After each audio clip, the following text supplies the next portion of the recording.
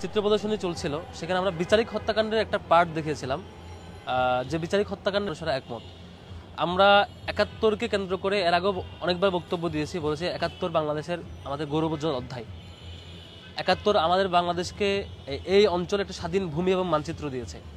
আর ভারতীয় আধিপত্যবাদের কবল থেকে মুক্ত করা এবং ফ্যাসিবাদ থেকে মুক্ত করার জন্য ২৪ আমাদেরকে মানে এই চূড়ান্ত মুক্তিটা দিয়েছে। অর্থাৎ ৭১-এর একটা এক্সটেন্ডেড ভার্সন হলো ২৪। একটাকে মুখোমুখি দাঁড় করানোটা এটা হচ্ছে মুদিবাদী সিনড্রোমের বহিঃপ্রকাশ। এইটা একটা চক্র যারা বাংলাদেশের স্বাধীনতা যুদ্ধের পরে বাংলাদেশকে অশান্ত করেছে এবং বাংলাদেশকে একটা হুমকির মুখে নিয়ে গেছিল বাকশাল কায়েমের মধ্য দিয়ে, যারা বাকশালকে ফেস্টিভ মোডে এনজয় করেছে। আবার সেম চক্রটা পরবর্তীতে এই অঞ্চলে ফ্যাসিবাদ কায়েম করেছে, শাহবাগী ফ্যাসিবাদ। যে শাহবাগী ফ্যাসিবাদের মধ্য দিয়ে এখানে বিচারিক হত্যাকাণ্ড যেমন ঘটেছে, একদিনে শতাধিক মানুষকে ক্রস ফায়ার দিয়ে হত্যা করা হয়েছিল, সে হত্যাকাণ্ডকে জাস্টিফাই করা হয়েছিল দেলোয়ার হোসেন সাঈদীর রায়ের সময়। এবং পরবর্তীতে আপনারা দেখেছেন যে শাপলা হত্যাকাণ্ডকে তারা জাস্টিফাই করেছে। এভাবে করে তারা আওয়ামী লীগকে ইম্পাওয়ার করে ফ্যাসিবাদী রূপে রূপান্তর করতে সামগ্রিক সহযোগিতা তারা করেছিল। তো সেই জিনিসটার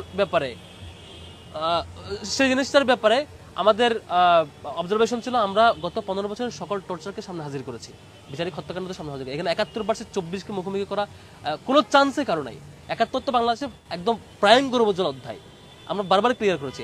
আর একই সাথে গণহত্যার ব্যাপারে আমাদের বক্তব্য ছিল সকল গণহত্যার বিচার হইতে হবে, বিচার ফেয়ার বিচার হবে, ইনসাফ নিশ্চিত করেন। বিচারে যারা অপরাধী পাবেন তাদের পানিশমেন্ট দিবেন। বিচারের মানে এইটা না যে হচ্ছে আপনি আইনজীবীকে গুম করে আয়নাঘরে নিয়ে যাবেন। বিচারের মানে এইটা না সাক্ষ্যকে গুম করে নিয়ে যাবেন। আপনাকে রাষ্ট্রপক্ষের পক্ষে সাক্ষ্য দিতে বাধ্য করা হবে, আর বাধ্য না হইলে আপনি যদি ডিনাই করেন আপনাকে গুম করে নিয়ে যাবে, আপনাকে পরে ভারতে পাওয়া যাবে। মানে বিচারের পক্ষে এইটা না আপনার ঘন্টার ঘন্টা যে আপনারা নিজেরা আলাপ করছেন, গভর্নমেন্ট গেছে পাগল হইয়া তারা একটা রায় চায়, এবং এই যে কারা কাকে ফাঁসি দেবে সে রেকর্ড ফাঁস হওয়ার পর আপনি স্কাইপ কেলেঙ্কারি দেখেছেন।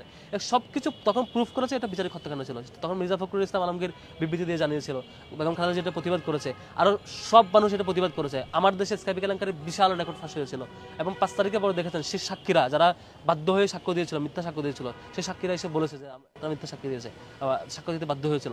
এই হত্যাকাণ্ডটা আমরা হাজির করেছি। এখন তারা কালকে একটা বাজে ফ্রেমিং করেছে, আমরা নাকি ৭১কে ২৪-এ মুখোমুখি দাঁড় করাচ্ছি, ২৪কে ৭১ মুখোমুখি দাঁড় করাচ্ছি। এটা মিথ্যা ট্যাগিং। তারা ছাত্র শিবিরকে পাকিস্তানি ট্যাগিং দিয়ে কালকে স্লোগান দিয়েছে, সাদিক কায়েমকে পাকিস্তানি ট্যাগিং দিয়ে স্লোগান দিয়েছে। এরা মূলত হচ্ছে আসলেই কার ছবি টাঙ্গাইছে এটা ইস্যু না, কার ছবি টাঙ্গানো হয়েছে এটা ইস্যু হলে ছাত্রদল গত বছর ডিসেম্বরে যে সালাউদ্দিন কাদের চৌধুরীর ছবি এখানে টাঙ্গানো হয়েছিল বিচারিক হত্যাকাণ্ডের পার্টির সাথে, তখন কেউ বিরোধিতা করে নাই। বিরোধিতা মূলত ছাত্র শিবিরের ইস্যুতে। যেমন আমরা প্রেস কনফারেন্স করেছিলাম গত বছর মধুর ক্যান্টিনে, প্রেস কনফারেন্স করার পরে এবছর প্রেস কনফারেন্সের পরে তারা বিবৃতি দিয়েছে আমরা নাকি মধুদাকে হত্যা করেছি, মধুদাকে হত্যা দায় নিতে, ওই টাইপের প্রেস ব্রিফ তারা করেছে এবং নিন্দা জানিয়েছে। তারা ছাত্র শিবিরকে অলওয়েজ মানে ভয় পায় এই শর্তে যে তাদের রিক্রুটমেন্ট বন্ধ, তারা কাউকে দলে ভিড়াইতে পারে না, কেউ আসে না, তাদের প্রতি কেউ আগ্রহী হয় না, তাদের বয়ার কোনো আবেদন তৈরি করতে পারে না, শিক্ষার্থীরা তাদের কাছে যায় না। ছাত্র শিবিরে কোনো শিক্ষার্থীরা যায়, তাদেরকে মিথ্যা ফ্রেমিং দিতে হবে। কিভাবে? মুদিবাদী প্রজেক্টে, কিভাবে মুজিববাদী প্রজেক্টে, কিভাবে দিল্লির যে প্রজেক্ট তারা এখানে বাস্তবায়ন করতেছে সেই প্রজেক্টের ফ্রেমিং অনুযায়ী। যারা বাংলাদেশে এখনো নতুন জেনারেশন এখানে পাকিস্তানকে দেখেন, বাংলাদেশের এই ভূখণ্ডে যারা পাকিস্তান থেকে স্বাধীন হয়ে যে বাংলাদেশ হয়েছে সেখানে এখনো কাউকে পাকিস্তানি দেখেন, ওকে পাকিস্তান দেখেন, পাকিস্তানের স্বপ্ন দেখেন, তারা নিঃসন্দেহে এখানে দিল্লির প্রজেক্ট বাস্তবায়ন করছেন। এখানে কাউকে পাকিস্তানি ট্র্যাকিং দেওয়া, পাকিস্তানি ফ্রেমিং করা, ৭১কে ২৪-এ মুখোমুখি দাঁড় করানো, এই ষড়যন্ত্রকে আমরা বাস্তবায়িত হইতে দিব না, আমরা দিইও নাই। আর যে কোনো ইনসাফের বিপরীত যে কাজ হবে এটার বিরুদ্ধে আমাদের অবস্থান ছিল। ৭১-এর সকল গণহত্যার বিচার হবে এবং এরপরে সকল গণহত্যার বিচার বাংলাদেশে হবে। কিন্তু ইনজাস্টিস হইলে বা অন্য কোনো ধরনের বিচারিক হত্যাকাণ্ড শিকার হলে সেটার বিরুদ্ধে আমাদের অবস্থান জারি থাকবে। আমরা এবার আজকে যেটা করেছি, শুধু ছবি দেওয়ার পরে যখন তাদের বিরোধিতা ছিল, প্রশাসন সেটা সরিয়ে নেওয়ার চেষ্টা করছে, দাবি করছে, আমরা তাদেরকে নিষেধ করি নাই। তবে আজকে আমরা ডকুমেন্ট শো করেছি যে বিচারিক হত্যাকাণ্ড ছিল।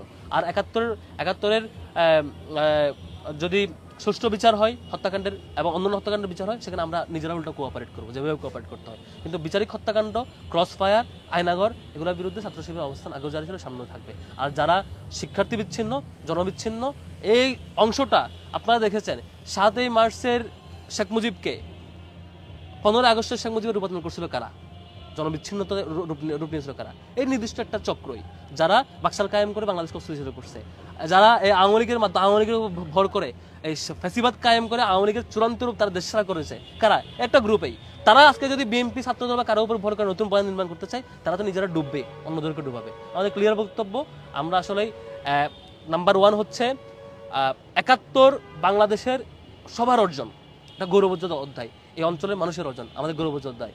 এটাকে যদি কেউ মুদিবাদী প্রজেক্টের আওতায় নিয়ে এসে মুজিববাদী স্টাইলে বা হাসিনাবাদী বয়ানে যদি কেউ হাজির করতে চায়, আমরা এটা মানবো না। আমরা ৭১কে আমাদেরই রাখবো, এই জাতির রাখবো, এবং এই গৌরবোজ্জ্বল অধ্যায় আমাদের থাকবে, এবং গণহত্যার বিচার নিশ্চিতভাবে হবে সেটা আশা করছি। আর দ্বিতীয়ত হচ্ছে, আর যে কোনো ধরনের অন্যায়ের প্রতিবাদে যদি কেউ আমাদেরকে মব সৃষ্টি করে, মব সত্যাগ্রহ করে বাধা দিতে চাই, সেটা আমরা মেনে নেব না। মবের সংস্কৃতির বিলুপ্তি হয়েছে। শাহবাগ 15 বছর চেষ্টা করে তাদের শাহবাগের চূড়ান্ত রূপ ফ্যাসিবাদ কায়েম করে সফল হয় নাই। এই ক্ষুদ্র প্রচেষ্টা দিয়ে, ঠুনকো প্রচেষ্টা দিয়ে এই ধরনের শাহবাগিতা এই অঞ্চলের মানুষ হয়তো সাময়িকভাবে কনফিউজ হইতে পারে, সাময়িকভাবে মিথ্যাচারে কনফিউজ হয়ে যেতে পারে, কিন্তু দীর্ঘমেয়াদে এগুলো ভালো ফলাফল বয়ে আনবে না। অন্যায়ের বিরুদ্ধে আমাদের প্রতিবাদ নিশ্চিত জারি থাকবে। Thank you. গতকাল ছাত্র ইউনিয়নের সভাপতি বলেছেন যে শাহবাগ নয়, শাপলা চত্বরে ফ্যাসিবাদের পদধ্বনি শুরু হয়েছে। এই বিষয়ে আপনাদের অবস্থান যদি বলতেন। কি বলেছে? শাহবাগ নয়, শাপলা চত্বরে 5 মে আচ্ছা, ফ্যাসিবাদের পদধ্বনি শুরু হয়েছে। এটা তো হচ্ছে দৃষ্টতাপূর্ণ মন্তব্য। ফ্যাসিবাদের যে সকল বড় বড় স্টেক হোল্ডার ভিকটিম ছিল, তার মধ্যে শাপলার শেষ শহীদেরা, শাপলার আহতরা সব অন্যতম বড় ভিকটিম। তাদেরকে ফ্যাসিবাদের সাথে ট্যাগ লাগানোর দুঃসাহস করা, এটা তো পুরো সত্যকে অস্বীকার করা। বরং যারা সে হত্যাকাণ্ডকে এনজয় করেছিল, হত্যাকাণ্ড বৈধতা দিয়েছিল, তারাই তো আওয়ামী লীগকে ফ্যাসিবাদ বানাইছে। আওয়ামী লীগকে ফ্যাসিবাদ বানানোর যত একাডেমিক বৈধতা দান করা এবং মিডিয়া কেন্দ্রিক বৈধতা দান করা, ইন্টারন্যাশনাল সাপোর্ট অর্জন করানো এবং দেশীয় অঙ্গনে সকল ক্রস ফায়ারকে বৈধতা দেওয়া তারাই দিছিল। এইভাবে অপরাধকে পাল্টা ট্যাগিং দিয়ে, পাল্টা বক্তব্য দিয়ে কখনো অপরাধ থেকে আপনারা নিস্তার পাবেন না, এবং এই গণহত্যার বিচার হইতে হবে। যারা এই শাপলা হত্যাকাণ্ডে যারা বৈধতা উৎপাদন করেছিল, যারা সাপোর্ট দিয়েছিল, যারা এই শাহবাগে মব তৈরি করে বাংলাদেশকে অস্থিতিশীল করে শেষ পর্যন্ত ফ্যাসিবাদ কায়েম করে, যারা দিন দুপুরে শতাধিক মানুষকে একই দিনে হত্যা করাকে যারা জাস্টিফাই করেছে, পরবর্তীতে সেই হত্যাকারীরা এটাকে বৈধতা পেয়ে খুশি হয়ে পরবর্তীতে জুলাই আগস্টে হাজার হাজার মানুষকে শহীদ করেছে, এবং সেটাকে যারা এনজয় করেছে, এই দায় এড়াইতে পারবে না, এবং তাদের মতামত উৎপাদনকারীদেরকে এটার পানিশমেন্ট এবং জনতার মুখোমুখি নিশ্চয়ই একদিন হইতে হবে।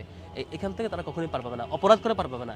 এখন এগুলো বলে আসলে বাংলাদেশের জনগণকে জনগণের থেকে স্মৃতি থেকে উঠে আসবেন, এটা পারবেন না। মানুষ ভুলে নাই, এই যে খালেদা জিয়াকে ভিকটিম বানানোর পিছনে কারা মেন স্টেক হোল্ডার ছিল, কারা এই বয়ান ন্যারেটিভ দ্বারা করেছে, কারা 28শে অক্টোবর আওয়ামী লীগকে এম্পাওয়ার করে লগি বইটা দিয়ে দিন দুপুরে হামলা করে, সেই বাপ্পাদিত্য বসু ছাত্র ইউনিয়নের নেতা, সেই তো লগি বইটা দিয়ে পিটিয়ে হত্যা করে তার উপরে দিন দুপুরে নৃত্য করেছে। এই হত্যাকাণ্ড দিন দুপুরে লাশের উপর নৃত্য করে, এগুলো কারা করেছে? নিশ্চয়ই ওনার বিচার হবে, নিশ্চয়ই হবে। Thank you. আচ্ছা, আজকের ঘটনায় এটা প্রদর্শনের পর একটা কথা উঠেছে যে আপনারা আপনাদের প্রভাব দেখানোর জন্য বা আপনারা আপনাদের জেদটাকে টিকায় রাখার জন্য খালেদা জিয়াকে ঢাল হিসেবে ব্যবহার করছেন। নো জেদ, যেটা সত্য সেটা হাজির করা। আমরা বক্তব্য হাজির করেছি, আমরা আগে সবগুলো ডকুমেন্ট হাজির করি নাই। অনেকেই ৭১/24 বক্তব্য হাজির করার চেষ্টা করেছে। আমরা ৭১/24 যে ষড়যন্ত্র দিল্লিবাদী প্রজেক্ট যে চলছে, সেটাতে আমরা করতে দেবো না, এটাকে সফল হতে দেবো না। আমরা ৭১-এর ধারণকারী পরবর্তীতে যারা এই হাসিনার এই বিচারিক হত্যাকাণ্ডের বিরুদ্ধে দাঁড়িয়েছে, তাদের ডকুমেন্টেশন আমরা হাজির করেছি, তাদের এই অভিযোগের প্রেক্ষিতে এটা হাজির করেছি। জি, এটা নিয়ে সাকা চৌধুরীর সন্তানকে জিজ্ঞেস করবেন, এবং আমরা এটা করার কারণে শহীদ সাকা চৌধুরীর যে সন্তান, তিনি আমাদেরকে ধন্যবাদ জানিয়েছেন। আর আপনারা বলছেন মানে কেউ যদি এটা অন্য বক্তব্য দেয়, এটা ওই যে মানে এটা ছাত্রদলের পুরো অংশ বলছে বলে আমি বক্তব্য দিব না, মানে আমি মন্তব্য করবো না। ছাত্রদলের ছোট্ট একটা অংশ ছাত্রদলের উপর ভর করার চেষ্টা করতেছে, সেই বামপন্থী অংশটা যারা আওয়ামী লীগের উপর ভর করে আওয়ামী লীগের চূড়ান্ত পরিণতি করেছে, তারা ছাত্রদলের উপর ভর করার চেষ্টা করছে। আশা করি ছাত্রদল এভাবে সতর্ক থাকবে বলে আমি বিশ্বাস করছি। Thank you. শেষ করতে হবে।